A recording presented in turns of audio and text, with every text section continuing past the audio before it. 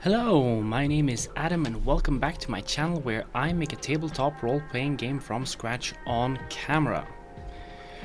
We are back with the correct audio settings and we're ready to tackle this adventure we started last episode.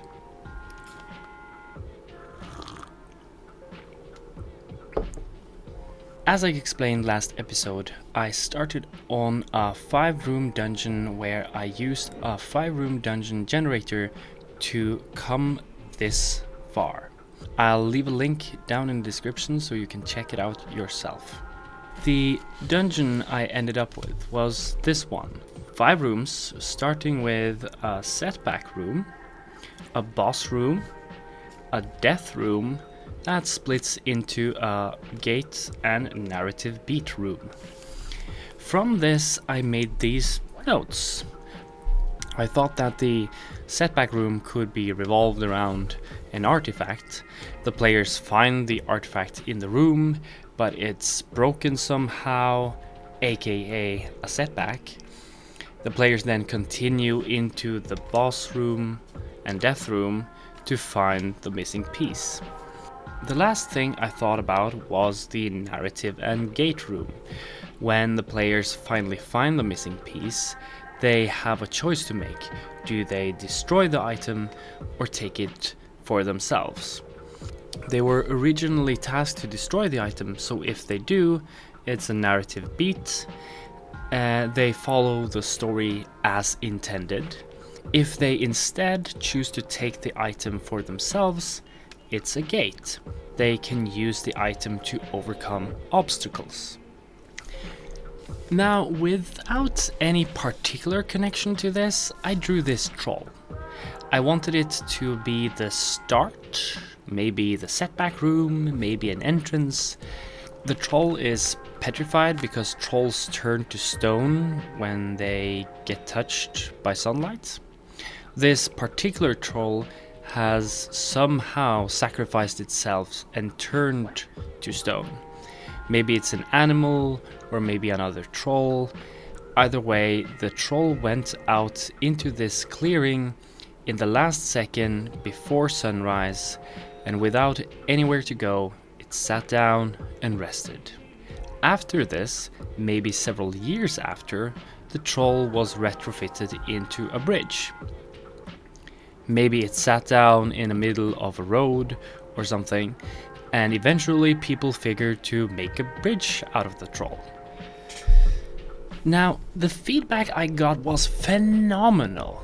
You guys really delivered. I have enough ideas now to fill a whole mega dungeon. But I'm not doing that again.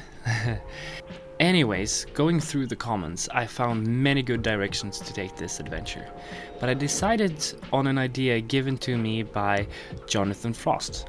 He said that instead of the troll being the entrance, maybe it is the boss. And when the troll is defeated, it's a sad and unnecessary death. It's such an interesting take on the story. Plus, literally, the day after I published the previous video, I was casually scrolling through Pinterest and I stumbled upon this image. Now, this gives a totally different vibe than the image I worked from last episode. But what if it is the same troll? Okay, I'm probably talking a lot of nonsense here, but let me explain. One of the things I said that was cut from the previous video was that this dungeon seems like it's the end of a dungeon. And that's what I want to expand upon now. Let's say this dungeon is the end of a longer quest. For now, I'm thinking something generic, where a village is having trouble with trolls. Maybe crops are trampled, people are kidnapped, I don't know yet. Part of this quest is to get a hold of an artifact, a sword of pure light, similar to a lightsaber or a lightbringer from D&D. But it's a huge light sword like the one in the picture.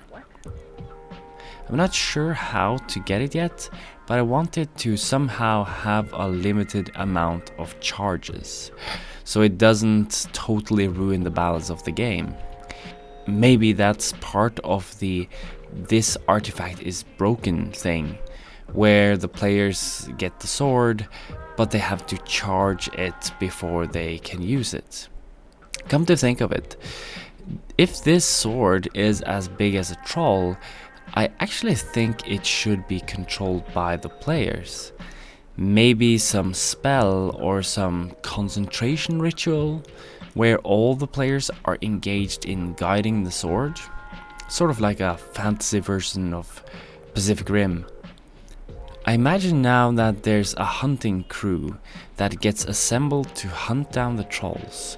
Maybe priests or wizards that can control the sword, that the players are then tasked to scout ahead and find the trolls and wait for the hunting party to arrive. When they get there, they learn that the trolls aren't as bad as they thought. The crops were trampled because it was on a migration path, or the people that were kidnapped are helping sick trolls in their camps. I don't know yet, but it shows that the trolls are complex and multifaceted. This is our setback room. It's a setback because they can't really continue on the mission now, can they? The setback is that they now have to decide what to do next. Do they help the trolls or allow them to be killed? And they have a limited time to decide. The hunting party is on their way, and it's only a few hours until daylight, so the trolls can't just escape. That's where the boss comes in. The hunting crew has arrived, and the troll and the hunters butt heads. The players are then the deciding factor on which side will win. Let's say that it's a huge troll, a boss troll, that's tearing through the hunting party while they're sending light spells and using light swords. The death room is just that. Death. Death for either the hunters or the troll. The ultimate showdown ends, and it's the result of the player's actions or even inactions. I'm sorry guys, the camera went out of battery, so I just continued on and didn't notice, but let's just continue. If the hunters win, it's a narrative beat. The players completed their mission and they get the reward they were promised, maybe even with a bittersweet aftertaste, because they now know what the cost was. We also get this monument for all time, a monument that shows that intolerance and ignorance has won by brute force, cherished by humans, feared by trolls. If the troll wins, however, it's a gate. The players are accepted by the trolls and cherished for their heroism. The boss troll thanks them, and they gain new allies and an enormous light sword, a gate to overcome future obstacles.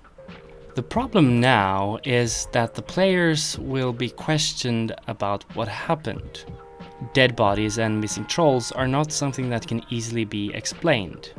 However, the boss troll gathers the dead bodies, sits on them, and waits until sunrise, where he turns into stone, becoming a hidden tomb in plain sight. The players can just say the hunters never arrived, and there's also no evidence of any hunters. As I said earlier, These statues aren't just something the players encounter, it's two possible futures the players cause. Each time the players walk past these statues, they're reminded of their adventure. I am actually considering to have a future tales mechanic or something. Every time the players end an adventure or make an impact on the world, they get a future tale. A short paragraph that describes what happens in the future. Maybe it's here we get a glimpse of the future where the troll has been retrofitted into a bridge and where there's a fairy tale about the three billy goats gruff. So I made a note about this future tale mechanic. I'm gonna have to explore this further. Do we want the GM or the players to describe the future? Maybe this is a way to earn XP. Every milestone event is described with a small epilogue. I mean, it's very interesting. Do you know of any games that have this kind of epilogue mechanic? If so, comment down below. I always like it when people comment RPG suggestions. And of course, comment if you have any further ideas about this adventure. It really helped last episode. And don't forget to like, share and subscribe. And don't forget to share this with your GM. They'll probably like it. See ya!